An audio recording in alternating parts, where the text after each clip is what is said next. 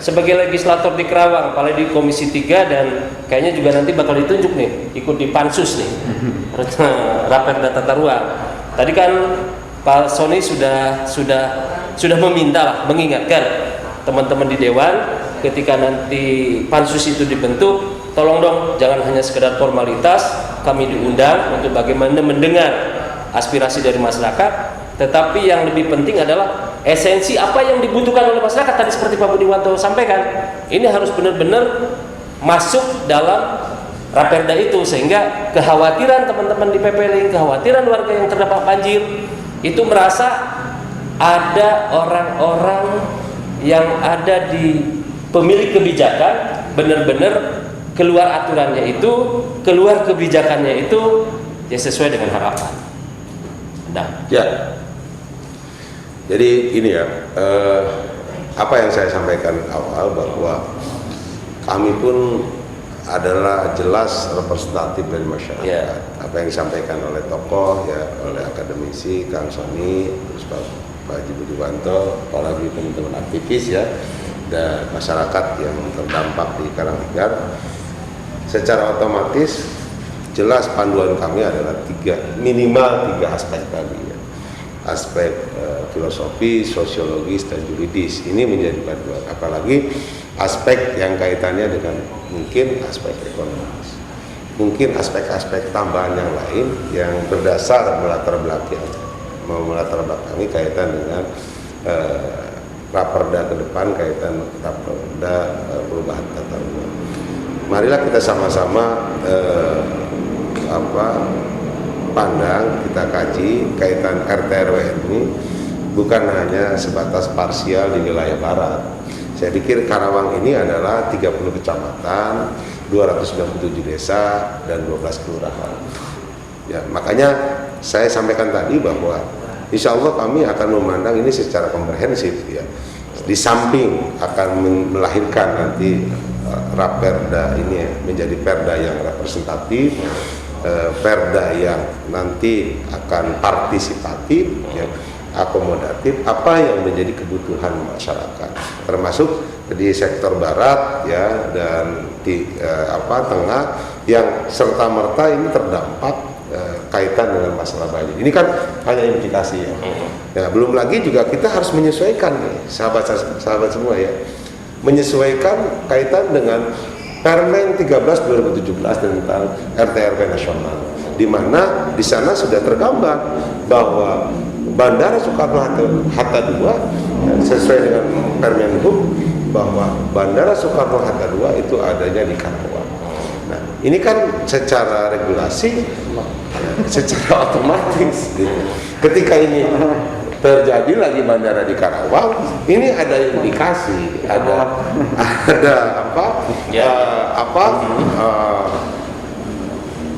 efek yang sangat dominan, termasuk kaitan dengan hutan lindung ya. Mungkin jadi kalau jadi bandara berarti kan ada hutan yang secara otomatis karena memang kebutuhannya kurang lebih antara 3.000 sampai 4.000 hektar ya. Yang secara otomatis resapan alamiah yang tadinya lahir dari zaman dulunya ini secara otomatis juga tergerus gitu ya. Nah, ini juga harus menjadi kewaspadaan buat Kabupaten Karawang terutama dan wilayah-wilayah yang lain. Bagaimana menyiapkan folder-folder tadi, menyiapkan kantong-kantong, menyiapkan ini tadi untuk mengantisipasi masalah tadi ya.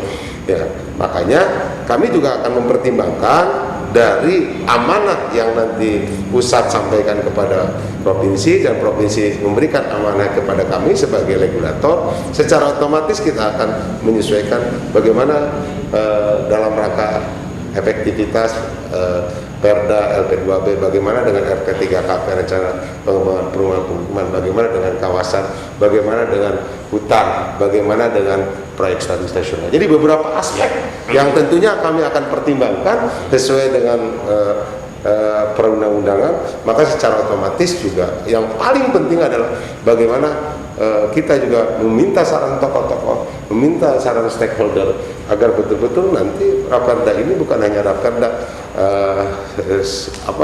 sekedar menggugurkan kewajiban karena kita sudah lambat ya, idealnya 2018 2019 juga sudah ganti, akan tetapi karena permasalahan bahwa Karawang sudah maju dengan sendirinya, elevated aja, tol elevated aja hanya milik Karawang Timur gitu kan, hanya milik Karawang.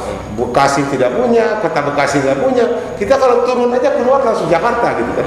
Nah ini kan bagian daripada keberuntungan bahwa punya wilayah Kabupaten Karawang. Namun demikian ada efek yang lain yang berdampak, termasuk sampai hari ini Karanglegar banjirnya belum selesai juga sampai 14 tahun. Ya. Di samping kita juga melihat potensi polder yang tadinya ada, tadinya aktif juga sudah alih fungsi. Ini juga kita harus fair ya. Polder-polder mana saja ketika kita menghadiri reses waktu itu yang sudah tidak berfungsi lagi, malah alih fungsi. Nah ini juga pemerintah harus bersama-sama fair menyelesaikan polder itu kembali kepada fungsinya supaya bisa menampung, termasuk juga potensi tanggul-tanggul yang rusak tadi disampaikan oleh teman-teman Karanglegar, termasuk juga kaitan bagaimana nih fungsi di atasnya di CBF kita buat kantong atau waduk ataupun nama lain untuk bisa merekayasa menampung air sementara sehingga tidak langsung gelontor, sehingga air itu turun dengan seiring debit air kiriman, curah hujan deras secara otomatis akan membanjiri semua warga masyarakat Karawang. Itu terkait dengan rencana perubahan tata ruang Kabupaten Karawang dan kekhawatiran warga terdampak banjir terkait dampak dari perubahan tata ruang tersebut. Saya coba ke Kang Ajay. Kang Ajay, Pak Sekda dengan upayanya udah bertemu BBWS, udah bertemu PJT2, udah bertemu kementerian terkait, termasuk dinas terkait di provinsi, sampai kemudian ada rasa optimisme bahwa Karawang akan bebas banjir tahun 2024.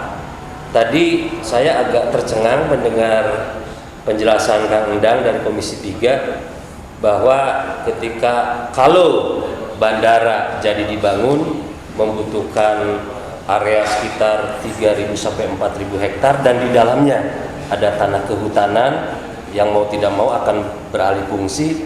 Kira-kira antara optimisme tadi dengan rencana tadi sinkron nggak? Enggak.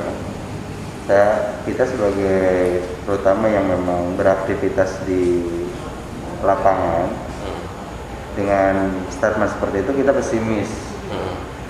Ya, karena apa? Pembangunan itu pasti akan diiringi dengan pengerusakan. Kalau tanpa betul-betul diiringi dengan pemikiran yang matang. Karena apa? Jika dievaluasi saja seluruh kawasan industri yang ada di Kabupaten Karawang itu sebetulnya itu tidak sesuai dengan aturan, kalau bisa dibilang 30% Aturan mana ya? itu sesuai dengan aturan yang tertuang di Undang-Undang Lingkungan Hidup. Di sana juga 30% itu seharusnya itu adalah zona hijau yang harus dari setiap area yang dipakai dari industrialisasi. setiap area bagi perusahaan, bangunan, semua itu harus ada 30%. Itu adalah ruang terbuka hijau. Emang sekarang nggak ada itu? Bisa dilihat sendiri lah di lapangan bahwa fakta yang terjadi di lapangan itu seperti apa. Makanya kalau hujan turun, pasti gelontoran air itu kan begitu dahsyat karena memang seperti itu. Apalagi kalau misalkan nanti pepohonan itu diganti dengan betonisasi ya, pasti dampaknya akan sangat krusial untuk Kabupaten Karawang, terutama bandara jadi, kereta cepat sudah ini, TOD-nya itu memakan zona begitu luar biasa luasnya, ditambah dengan JOR, ya kan, ya, Bogor Karawang Barat, Sentul Karawang Barat. ya, Sentul Karawang Barat, ini akan sangat ya bohong besar kalau ini akan menyelesaikan permasalahan. Yang ada ini akan menambah masalah baru untuk Kabupaten Karawang. Karena selama ini yang saya lihat, mungkin kebijakan pembangunan pemerintah pusat itu semua saya pikir itu tanpa analisa yang matang. Dalam artian matang itu melihat kondisi wilayah, nilai budaya di kita, nilai kearifan di kita, nilai-nilai sejarah yang ada, apakah itu sudah tergali dengan adanya pembangunan yang nantinya akan menghancurkan lingkungan yang ada. Karena kerusakan lingkungan ini akan berdampak krusial terhadap keseluruhan. Ini akan merusak budaya, merusak kearifan lokal, merusak kondisi sosial masyarakat juga, kan seperti itu. Jadi pada dasarnya kalau kami berpikir begini, kehidupan ini bukan hanya kita yang merasakan itu, bukan kita yang menikmati hari ini. Kita harus memikirkan kehidupan yang akan datang, Generasi selanjutnya. anak cucu kita ke depan. Kalau hari ini kita sudah memberikan warisan banjir yang bisa dibilang lumayan, apalagi ke depan kalau terus-terusan kita diwarisi dengan pembangunan yang menghancurkan kondisi wilayah yang ada. Jadi seperti itu, Kang. Jadi pada dasarnya kami sangat berharap ya gitu, untuk dewan ya yang ada di Kabupaten Karawang, manakala ada kebijakan pusat, walaupun kita misalkan sebagai operator, setidaknya jangan langsung ditelan mentah-mentah. Kita harus betul-betul memikirkan nasib masyarakat kita dalam jangka waktu panjang ke depan. Karena ya itu tadi, masyarakat itu sudah memberikan kepercayaan kepada rekan-rekan yang ada di legislatif ya. Biar kita percayakan kepada rekan-rekan supaya sok kita kalau memang ini tidak sesuai ya sampaikan bahwa ini seperti ini fakta di lapangannya. Fakta di lapangan kita saat ini Karawang itu bisa dibilang nilai budaya kita sudah mulai hilang, kearifan lokal kita sudah mulai hilang, sejarah juga bisa dibilang paling juga kita mengenal sejarah terkait kemerdekaan di mana pertama kali ini didiskusikan di Kabupaten Karawang untuk kemerdekaan. Lain-lainnya kita nggak ada. Bagaimana gerakan yang lain-lain itu sebetulnya kita itu kaya dengan itu semua. Tapi kenapa ini sampai nggak ada gitu? Nah ini juga harus jadi bahan pertimbangan dalam menentukan arah pembangunan ke depan. Karena seyogianya tadi itu kehidupan ini bukan hanya kita yang merasakan, tapi kita harus mewariskan sesuatu yang baik untuk anak cucu kita ke depan. Gitu kan? Kang, komentarnya terhadap kekhawatiran tadi dari Kang Ajay. Tadi saya sampaikan dari awal bagaimana kita merubah masyarakat yang tidak partisipatif, masyarakat yang tradisional menjadi masyarakat yang partisipatif. Tadi kan itu sudah jelas, suara-suara itu tidak hanya mampu untuk didengar, tapi harus menjadi dasar dalam melahirkan kebijakan-kebijakan strategi. Kekhawatiran itu sangat berdasar, karena dari tahun ke tahun kita tidak melihat ada perbaikan yang signifikan dari bencana, dari perusakan lingkungan. Kemudian kalau nanti pembangunan yang mengandung konsekuensi juga akan melakukan hal yang cukup destruktif, maka tentu perbaikan itu menjadi tidak nampak, bahkan bisa lebih parah. Sehingga balik lagi bahwa aturan-aturan yang akan digulirkan dalam perencanaan itu juga memang harus betul-betul memperlihatkan, harus melihat, harus mempertimbangkan aspek-aspek yang akan berdampak pada masyarakat. Karena bagaimanapun juga nanti kalau diwariskan seperti ini, bagaimana kita bisa melakukan pencerahan, bagaimana kita bisa meningkatkan sumber daya kita, padahal tantangan ke depan semakin hebat gitu. Kalau diawali dengan hal-hal yang seperti ini nanti ya sangat-sangat berdasar dari kekhawatiran teman-teman yang langsung ada di wilayah itu, satu wilayah. Tapi ke wilayah lain juga itu nanti akan berdampak.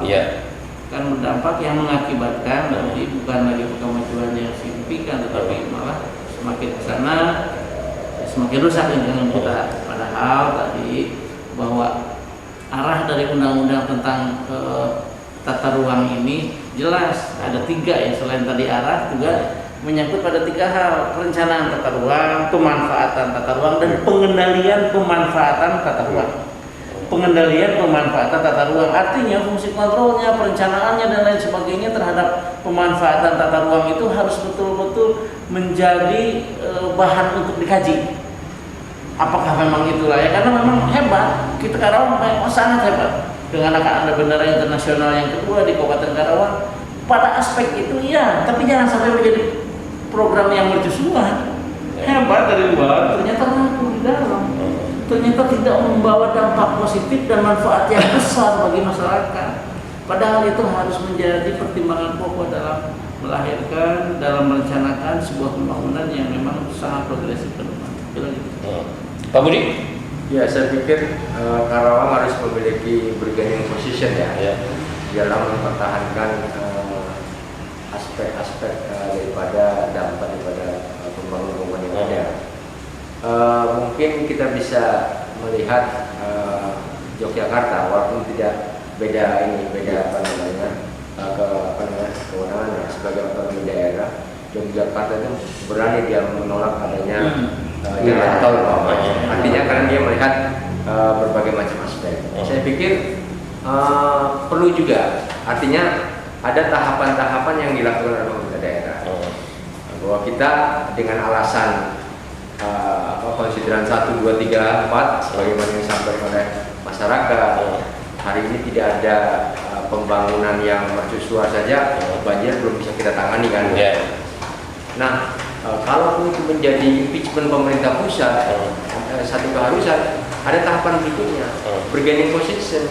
Apa kira-kira yang bisa menjadi artinya tukar apanya?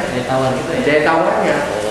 Umpamanya, tolong pastikan apa jaminan pemerintah pusat ketika itu bandara umpamanya dibangun, kami tidak bisa banjir umpamanya.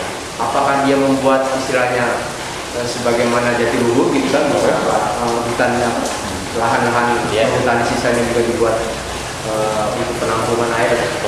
Artinya intinya bahwa harus ada bargaining position pemerintah daerah yang itu harus ada landasan. Maka itu perlu dilakukan kajian-kajian yang komprehensif juga.